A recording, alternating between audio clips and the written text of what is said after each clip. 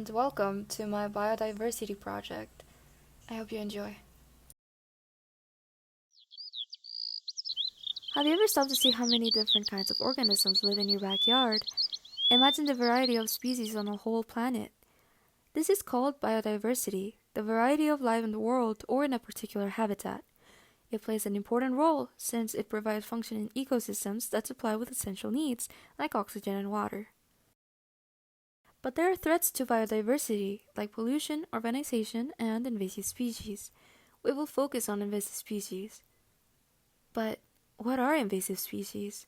They are organisms that are native to an area and are capable of causing extinctions of native plants and animals, which basically means they reduce biodiversity. It is primarily spread by human activity. There are many kinds of invasive species, like domestic cats, feral swines, and Burmese pythons. But in this video, we will talk about the brown tree snake. You see, this snake is native to parts of Indonesia, the Solomon Islands, New Guinea, and Australia. But in 1950, they were accidentally introduced to Guam, probably after stowing away on a cargo ship coming from New Guinea. Its introduction to Guam caused the extinction of 13 of Guam's 22 native breeding birds and contributed to the extermination of several species of bats and lizards.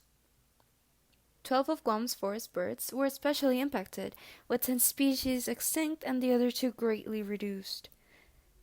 This snake has also impacted humans and their electrical power, infrastructure, and health. Dense population were first detected in 1960. Unfortunately, snake abundance was not detected until after most bird declines were largely completed, making it impossible to correlate. Seed dispersal is an important ecological process that structures plant communities and influences ecosystem functioning. But new research by the biologists in the UW suggests that indirect impacts caused by the snake might be even further reaching, possibly changing tree distributions and reducing native tree population, altering already damaged ecosystems even further.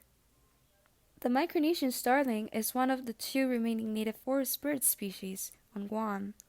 Fewer than 500 Micronesian starlings were believed to populate the island before the nest box program began. Since the brown tree snake feeds off eggs and birds, the nest program is important to the Micronesian starling as well as other birds.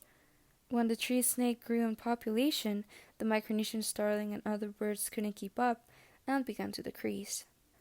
Solutions that are being used right now are to inspect cargo, prey waste reduction, and snake barriers.